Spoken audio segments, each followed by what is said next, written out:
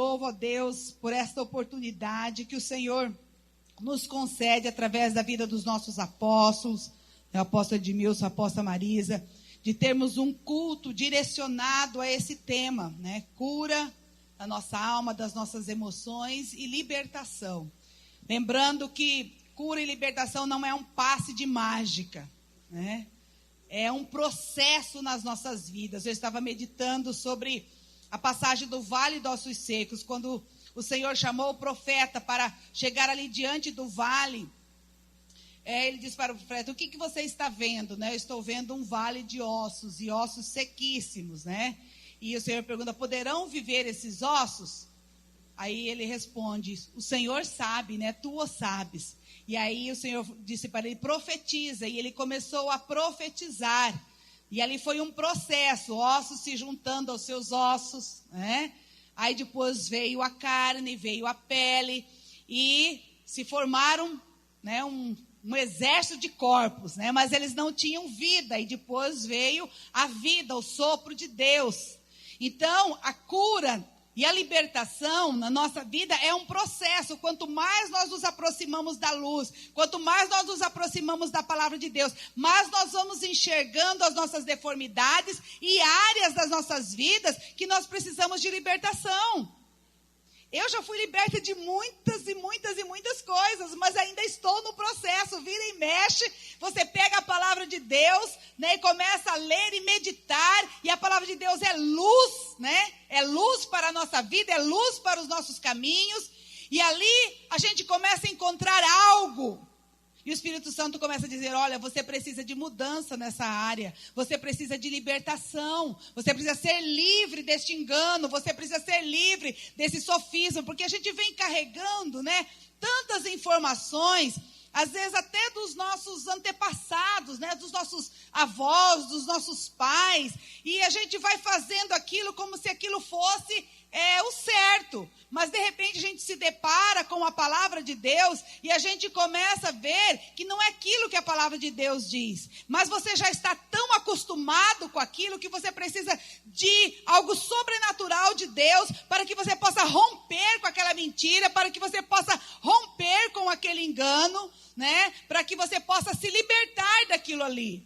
E às vezes a maneira como até os nossos pais nos criaram, nos dando algumas informações e orientações, na melhor das intenções, mas a maneira como nós recebemos, Satanás distorceu e nos aprisionou. Eu já contei aqui a história para vocês, de que meu pai, né, um homem muito honesto, correto, e ele dizia assim: não deva nada para ninguém. Não deva nada para ninguém, só compra se tiver dinheiro, né? E eu cresci com aquilo ali, um princípio maravilhoso, né? Não, se você tem dinheiro, compra, se não tem. Mas chegou uma época da minha vida, pelas circunstâncias, nós ficamos endividados e eu entrei quase em loucura, né?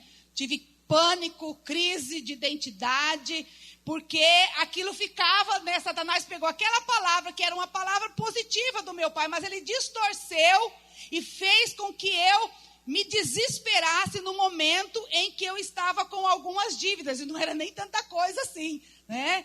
E eu me lembro que eu entrava debaixo da cama, eu escondia dentro do guarda-roupa, porque para mim as pessoas estavam chegando para cobrar, né? Eu acho que eu imaginava aquela mulher, né, viúva, que estava devendo, o marido morreu, e aí vieram os credores para levar aqueles filhos. Então, eu queria esconder até as crianças. Então, Satanás pegou aquele ensinamento correto do meu pai, né? Lógico que ele era bem incisivo em nos ensinar, e distorceu aquilo ali para me aprisionar. E no momento da minha vida, eu me senti realmente prisioneira daquela situação, né? Outra coisa também, que assim, por um longo período, porque eu conheço Jesus, né? Meus pais se converteram há mais de 40 anos, 47 anos mais ou menos, que eu conheço Jesus, né? E aí teve um período assim que parecia que Jesus já estava voltando, né? Ah, não precisa estudar, porque Jesus já está voltando. E foi uma coisa tão forte, né, que passou assim para a gente, e nós não fomos motivados a continuar os nossos estudos. E eu fui uma dessas que falei, Jesus já vai voltar mesmo, então entre estudar e casar, acho que eu vou casar, né? Porque a gente não tinha, né, esse incentivo, não tinha. Jesus vai voltar, para quem estudar, a letra mata, o espírito vivifica, né? E eu parei, bloqueei. Eu fui concluir os meus estudos, eu já estava com quase 40 anos, voltei a estudar, concluí, né, o ensino médio, né, que antigamente era o colegial que falavam, né? Não, segundo grau, né? Fiz uma faculdade, fiz pós, mas depois do quê? Depois dos meus filhos criados. Você vê como que uma coisa, né, um sofisma, algo que Satanás, às vezes até uma coisa boa, mas Satanás distorce para nos aprisionar. Então, conforme nós vamos nos aproximando de Deus, nós vamos nos aproximando da palavra de Deus, nós vamos ver que às vezes uma palavra que alguém proferiu a nosso respeito, né, um educador, um mestre, ou um líder, ou alguém que é autoridade sobre a sua vida, proferiu uma palavra e você aceitou aquilo ali, né? Lógico que você vai, vem sobre mim essa palavra. Não, mas a nossa alma aceita aquilo ali como uma verdade. E depois, lá na frente, você começa a encontrar os obstáculos e diz, para aí, tem alguma coisa errada. Eu quero testemunhar aqui algo a respeito da minha filha. E a gente sabe que hoje nós estamos vivendo, assim como pastores, nós estamos vivendo assim a melhor fase da história dos pastores do Brasil. Porque a igreja tem amado os pastores, tem honrado os pastores, tem desejado o melhor para os pastores. E a igreja são vocês. Então, vocês são uma geração que tem entendido o valor de um pastor. Mas eu sou filha de pastor. Então, eu era uma pessoa que eu não tinha direito a nada, entendeu? Tudo que dava errado era filha do pastor, era filha do pastor. Então, isso gerou muito trauma na minha alma, né? Eu tinha uma revolta muito grande por causa disso. Eu não tinha nome, era filha do pastor, e filho mais velho ainda parece que aí vem dobrado, né? Mas glória a Deus que o Senhor já me curou de todos esses traumas, né? Mas, assim, e a minha filha, ela começou a trabalhar bem nova, bem jovenzinha, com 15 anos, 16 anos, ela já tinha autonomia financeira dela. Ela já tinha o dinheiro para comprar as coisinhas dela, né? O primeiro emprego dela foi com a pastora Édita. A pastora Édita tinha uma loja de móveis e ela foi trabalhar com a pastora Édita. E ela desenvolveu um bom gosto, assim, um gosto bem refinado, requintado pela decoração, pela arquitetura. E hoje ela é uma empresária, né, casada, mora em Brasília, é uma empresária no ramo de arquitetura. Mas qual que foi a motivação do coração dela, né? Eu não posso depender do meu pai, porque meu pai é pastor, né? E eu quero viver a minha vida independente, para não falar que meu pai está roubando, né? Meu pai é ladrão, meu pai está pegando os dízimos, está pegando as ofertas. Diz que nós nunca fomos pastores titulares aqui da evangélica, né? Então, você vê algo que brotou no coração dela, né? E era uma coisa que eu também sofria com isso daí. Na época que eu era jovem, também fui trabalhar exatamente para não depender do meu pai. Fui dar um jeito na minha vida para não escutar isso, né? De eu estar com alguma coisa nova, um sapato novo, uma bolsa, né? É o dinheiro do dízimo, é o dinheiro da oferta, porque nós sofremos muito com isso quando nós éramos crianças e filhos de pastores. Então, a minha filha, ela logo já adquiriu a autonomia dela, né? Eu me lembro que quando nós compramos o prédio aqui, que foi feito o apelo, né? Então, entraram ofertas em dinheiro, entrou ofertas de carros, né? Para vender os carros, para gerar recursos para comprarmos esse prédio. E o Clodoilson, ele entende também, né, de vendas de carro, de compra e venda.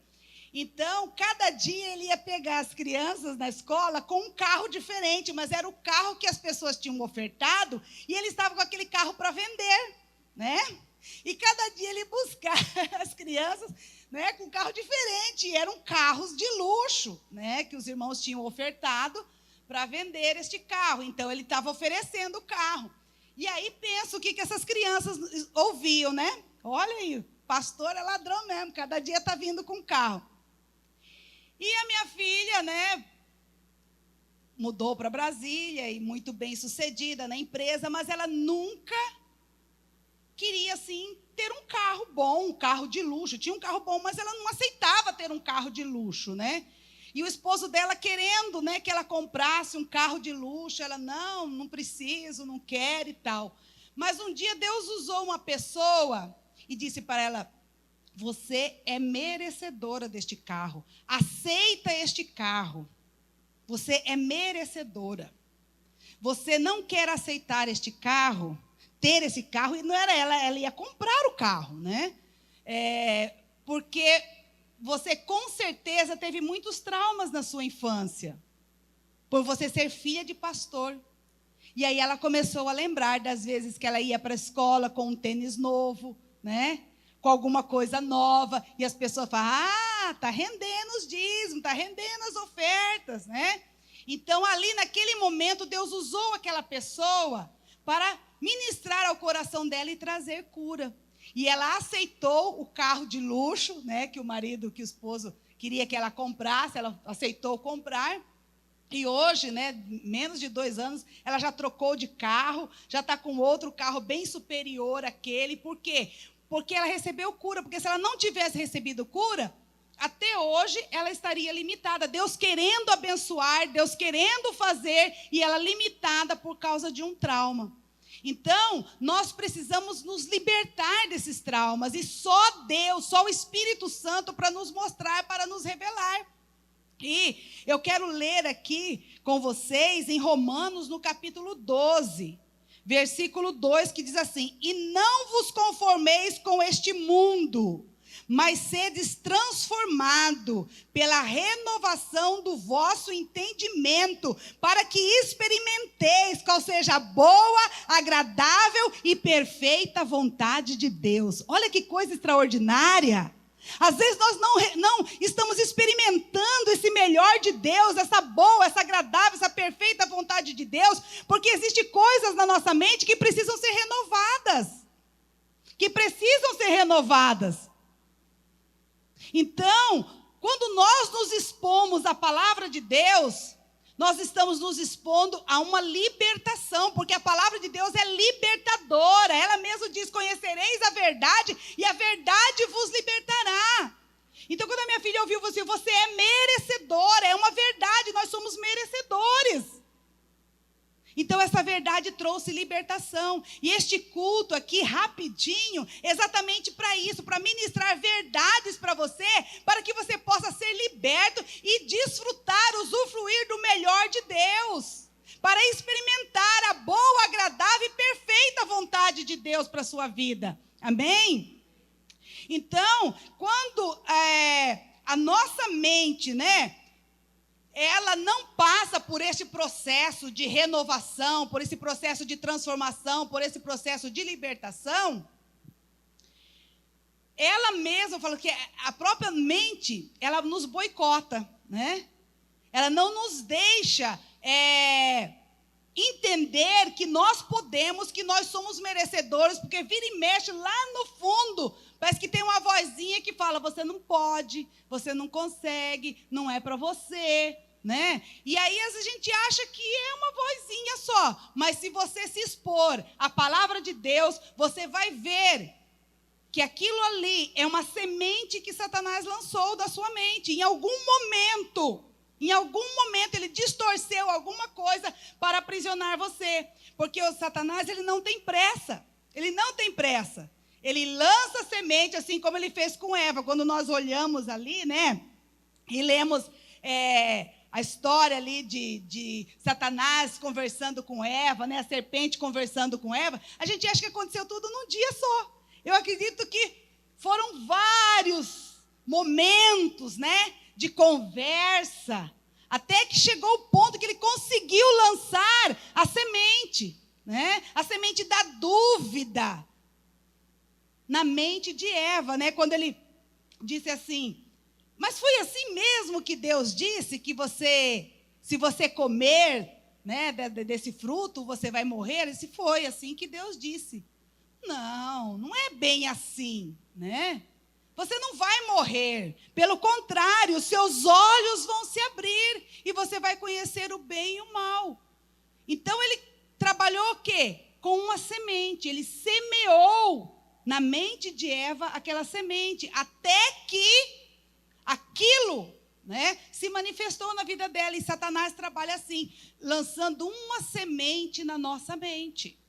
Uma semente para nos aprisionar. Tudo passa pela sua mente.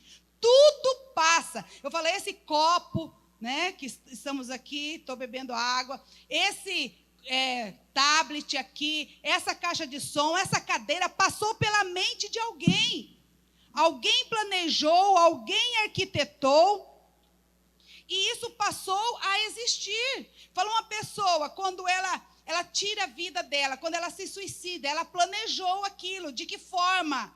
Vou me jogar de um prédio, vou me jogar na frente de um carro, vou tomar remédio, vou pegar um revólver e dar um tiro. Ela planejou, passou pela mente dela.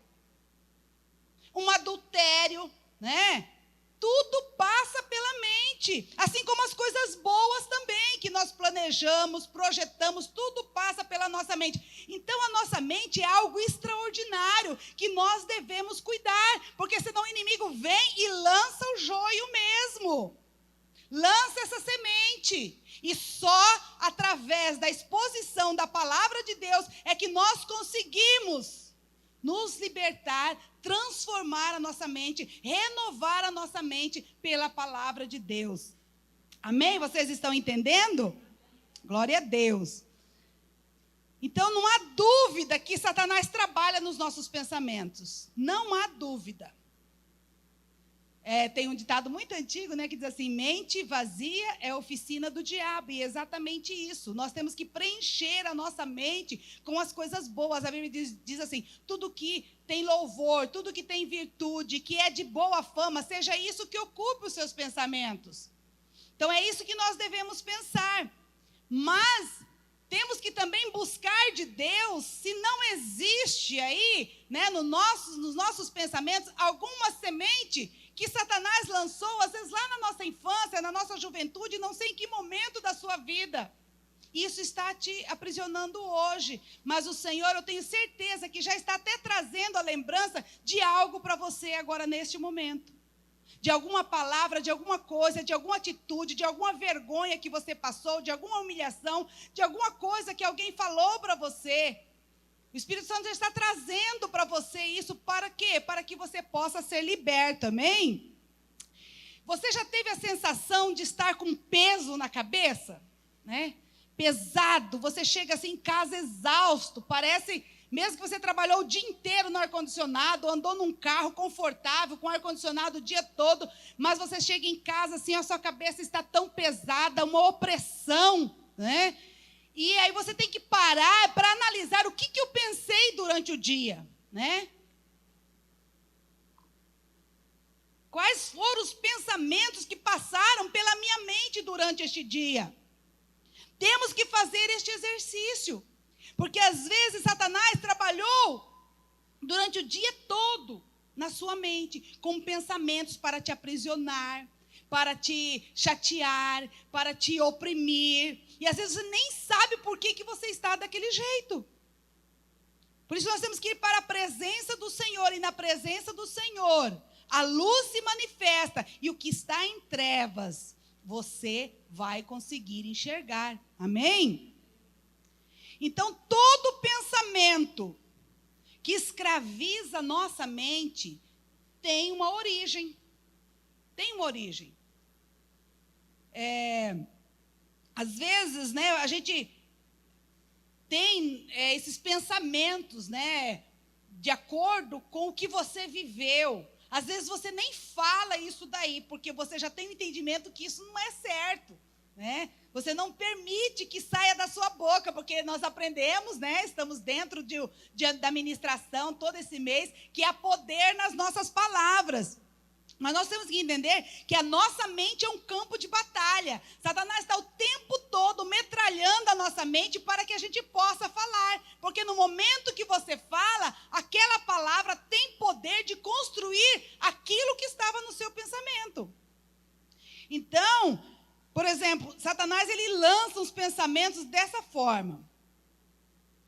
Às vezes aquela voz que vem quando você pensa em fazer alguma coisa, quando você pensa em dar um passo, né? E começa aquela voz dentro de você, não, você não pode.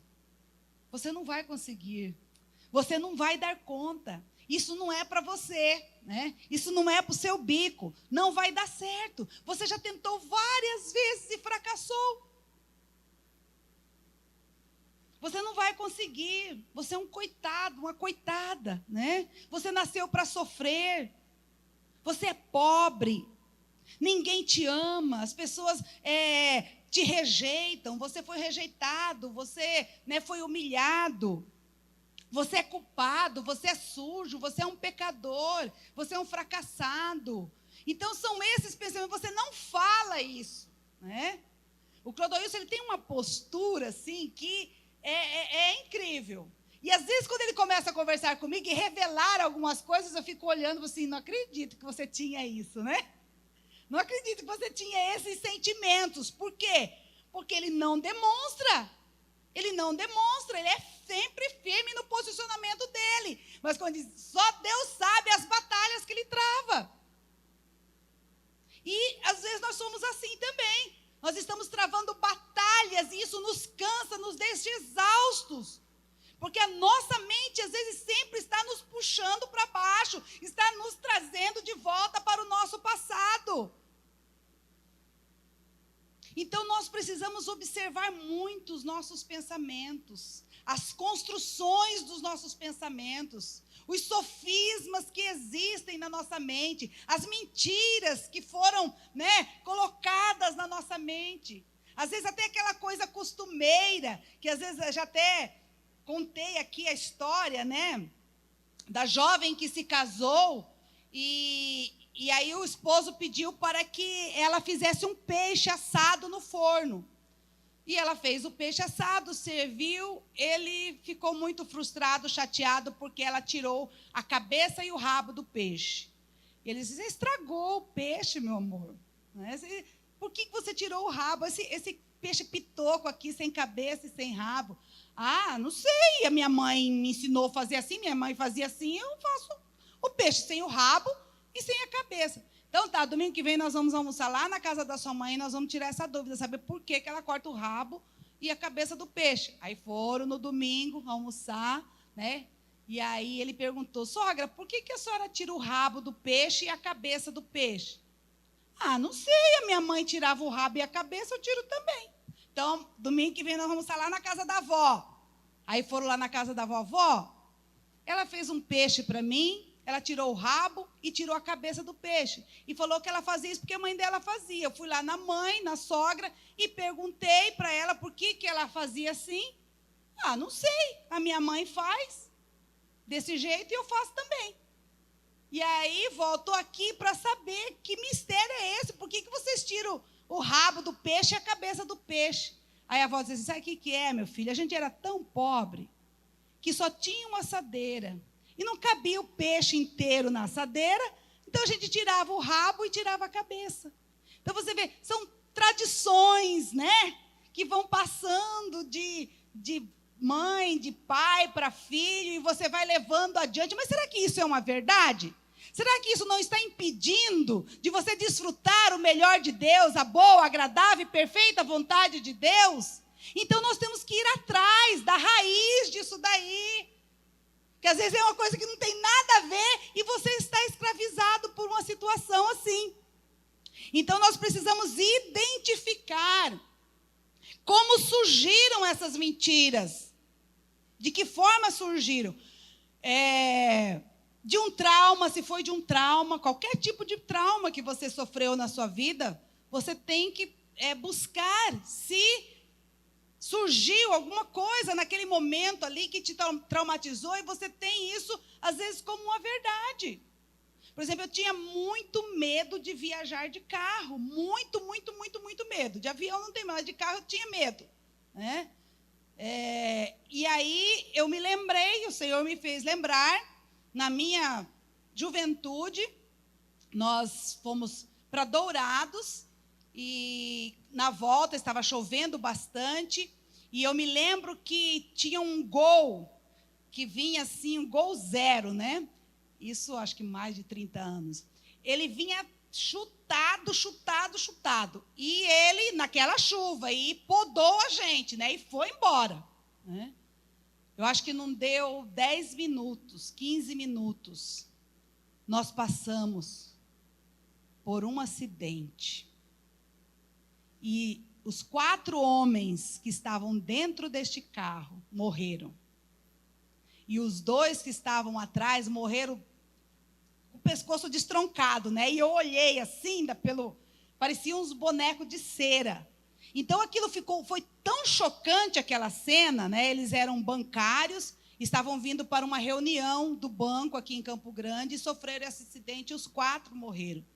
Então eu fiquei tão traumatizada com aquilo, mas eu não associei a questão do medo de viajar, né? Uma viagem assim, meu Deus, eu suava frio, eu não dormia, eu não descansava, eu não relaxava. Quando eu chegava no destino, parecia que eu tinha levado uma surra.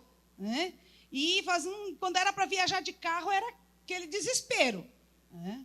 Então, Deus me revelou, né? Me fez lembrar que naquele momento ali, houve o quê? Um trauma, né? E aquilo ali me paralisou, aquilo ali me neutralizou. Então, eu sofria muito quando tinha que viajar, quase não fazia viagem de carro, mas quando tinha que viajar, era um desespero. Hoje, glória a Deus, né? O Senhor me libertou.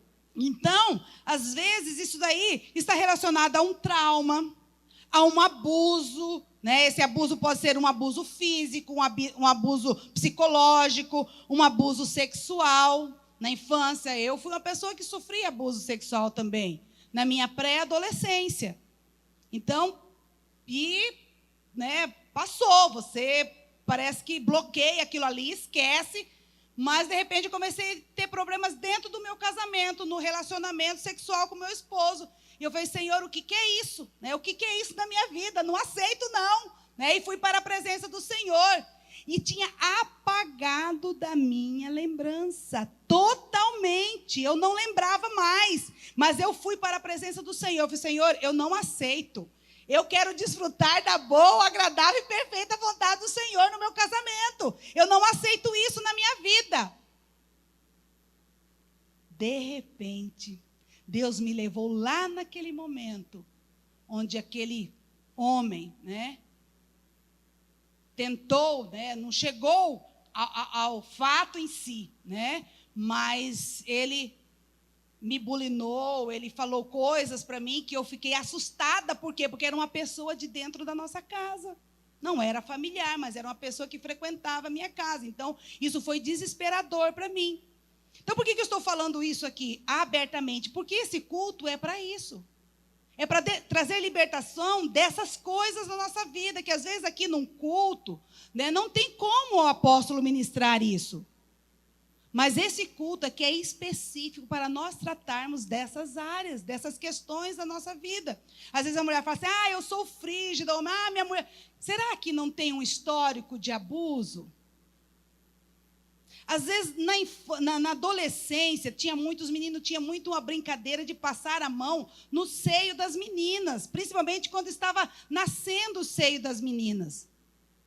Você que tem filho, menino aí, né, mãe, pai, vocês precisam ensinar seus filhos. Isso não é coisa que se faça. Então, eu me lembro que uma vez eu atendi uma pessoa que já tinha passado não sei quantas cirurgias do seio. Colocava, tirava, porque, na verdade, o que ela descobriu é que ela queria se ver livre daquilo que gerou vergonha para ela. Então, são coisas que a gente não sabe, a gente vai tentando preencher com outras coisas, mas quando o Senhor mostra que ali está um trauma, ali também manifesta a nossa cura, amém? Você, às vezes, foi abandonado, né? Se sentiu abandonado, ou palavras negativas e de maldição que você ouviu ao seu respeito, como você não presta, você é burro, você não vale nada, não vai dar certo, seu casamento não vai dar certo, porque nessa família todo mundo é assim, as coisas não dão certo, né? Então, todas essas coisas vão o quê? Se tornando, é uma mentira que vai se tornando uma verdade. E quando nós conhecemos a verdade, essa verdade tem poder de nos libertar. Amém? Então, nós precisamos. E aí, essas coisas, elas começam a se manifestar, elas começam a ter sintomas, né? É como se fosse uma ferida, né? Se existe uma ferida, vai infeccionar e vai gerar um sintoma. Vai dar febre, né? Vai ficar dolorido. Isso são os sintomas. E às vezes a gente quer tratar os sintomas, mas nós temos que ir na raiz, curar a ferida, lá onde foi aberto. Amém?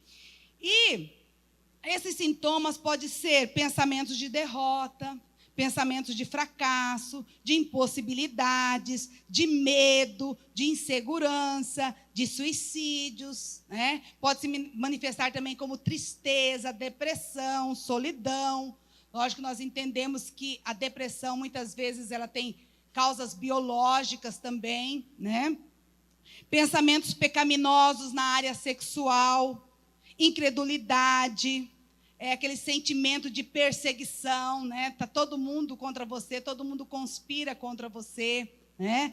Ou não conseguir, às vezes, se libertar de um vício. Existe um vício e a pessoa não consegue se libertar.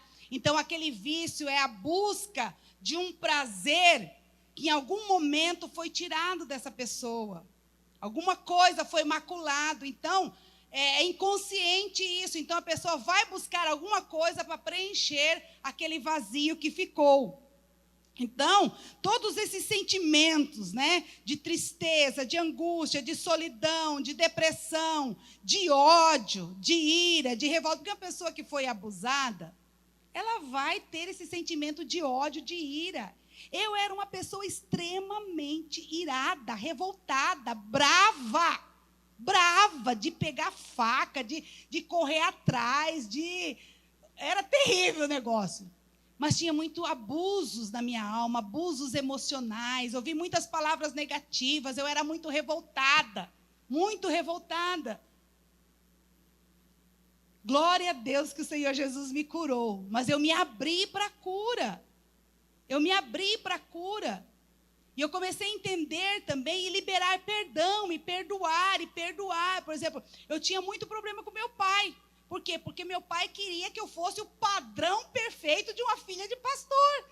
Ele não respeitava a minha individualidade. Eu lembro que uma vez, ele leu lá na Bíblia sobre Jezabel, que andava cascavelando, né? Hoje a gente conta essas histórias e dá risada, mas me machucou muito.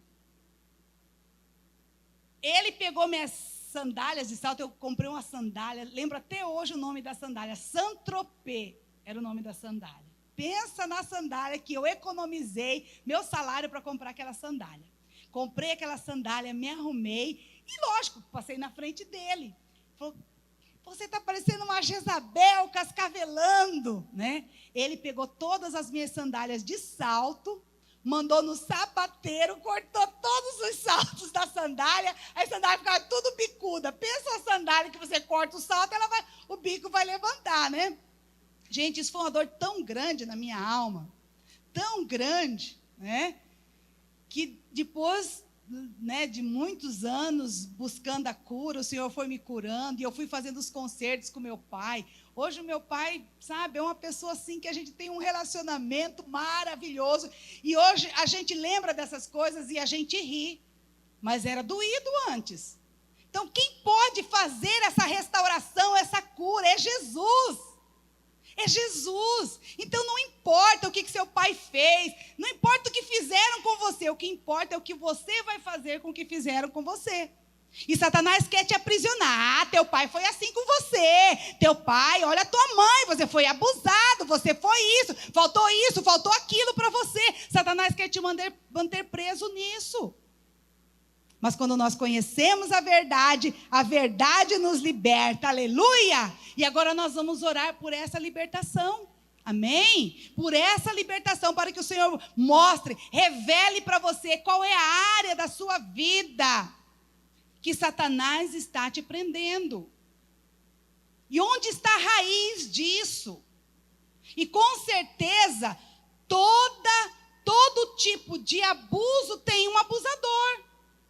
Tem um abusador, tem alguém que foi o causador dessa dor. Tem alguém que foi o causador dessa ferida, dessa mágoa, deste ódio, desse ressentimento, desse desejo de vingança, dessa vergonha, desse nojo às vezes. Tem. E essa pessoa você precisa liberar perdão. Você precisa perdoar. Eu me lembro um dia que meu pai, quando Deus começou a trabalhar no coração dele, né, e ele entender esse processo de cura, esse processo, né, de libertação, ele reuniu os filhos. Isso eu nunca vou esquecer na minha vida, vai comigo até o último dia da minha vida, porque ele teve uma revelação da palavra de Deus, a hora que ele estava orando. Meu pai era uma pessoa assim que chegava gente, criança. Eu não sei nem por que eu estou falando isso aqui, o Espírito Santo sabe, né? Nem sei por que eu estou falando tanto assim de coisas familiares. Eu acho que é porque a gente está muito junto agora na pandemia, com a família, né? E às vezes a gente começa a enxergar os defeitos uns dos outros. E às vezes saem umas faísquinhas assim, né? E aí o coraçãozinho já pega, mas esse é o melhor momento para conserto. Amém? O que eu estava falando mesmo? Do meu pai? Ele chamou os filhos, Dia dos Pais. Porque ele criou a gente assim. Filho lá longe. Na sala, se tinha uma visita, não entrava, né? Então, sempre os filhos, ele não gostava de barulho. Então, minha mãe era aquela que ficava apaziguando tudo. Seu pai está lendo, seu pai está estudando, seu pai está orando, seu pai... E criança queria brincar, queria correr, né? Naquele tempo, os irmãos vinham em casa e aquele monte de criançada, enquanto eles estavam conversando, nós estávamos correndo, brincando. E minha mãe lá atrás, coitada da minha mãe, oh, seu pai não gosta de grito, seu pai não gosta de barulho. E a gente assim, nunca teve essa questão afetiva, né? Dele trazer, abraçar, dar carinho. Ele foi criado talvez dessa maneira, né? E a gente, quando era criança, não fazia falta, porque tinha muita coisa para a gente brincar, quintal enorme, subia no pé de manga, descia, caía, corria, brincava. Então não tinha essa falta de carinho, de afetividade, né? Mas também a gente não aprendeu a ter esse carinho, a abraçar, a beijar, né? A sentar no colo, essas coisas nós não tivemos.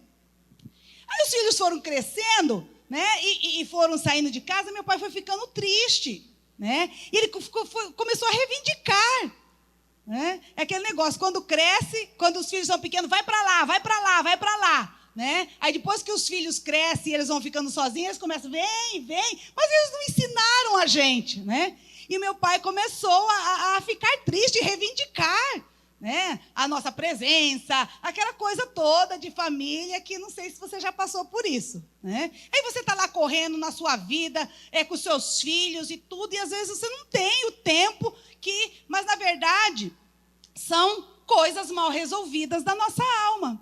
E um dia ele foi orar, porque certo, ele enjoou de reivindicar, ele foi orar, né? E foi falar com o Senhor. Aí Deus falou para ele assim, ele falava que a gente não honrava ele, né? Vocês não estão me honrando, vocês não estão me honrando. E aí ele foi orar, porque ele é um homem de Deus, ele é um homem de oração, daquele que o joelho é grosso, né? De orar assim a noite toda. Até hoje ele está com quantos anos, amor? 76 anos, vai para a igreja de madrugada orar. É tremendo, meu pai. E aí ele foi orar e ele orando sobre isso, né? Que os filhos devem honrar os pais. E aí Deus falou, para um pouquinho. A Bíblia diz que os filhos devem honrar os pais, mas os pais não devem provocar a ira dos filhos. Quantas vezes os seus filhos se iraram por causa de atitude sua? Eu mesma era muito irada, brava, revoltada, né? Porque às vezes eu estava apanhando, não sabia nem por que estava apanhando. Então ali Deus ministrou no coração dele. Você provocou muita ira nos seus filhos. Eles se iraram muito, né? E ali eles pôde se derramar na presença do Senhor, né? E aí ele decidiu reunir a família no Dia dos Pais, e ele relatou essa experiência que ele teve com Jesus. Pensa a coisa linda que aconteceu. Gente, isso é cura, isso é libertação, é isso que Jesus faz nas famílias. E é isso que ele quer fazer entre nós. Amém? Então, a verdade veio, a luz veio, né? Naquele momento que ele estava doendo para ele. Às vezes ele estava querendo mesmo a presença dos filhos, aquilo. Mas assim, a pessoa quando tem uma ferida, nada preenche. Você pode ir todo dia, mas parece que o vazio ainda continua. Mas ali Deus curou o coração dele. E hoje ele é uma pessoa maravilhosa, extraordinária, não tem mais nada dessas coisas, é livre. Porque às vezes eu falo assim, Deus, meu pai é um homem santo de Deus. Né? E tem tantas coisas ainda que limitam. Eu não admito meu pai viver tudo isso, viver para o Senhor e, né, chegar no fim da vida dele e não desfrutar por causa dessas coisas, desses traumas, dessas tradições, dessas coisas. Mas Deus trouxe libertação, amém? E Deus quer libertar você, quer libertar a sua vida, a sua mente, a sua família. Deus tem um plano na sua família e Ele vai usar você, amém? Glória a Deus.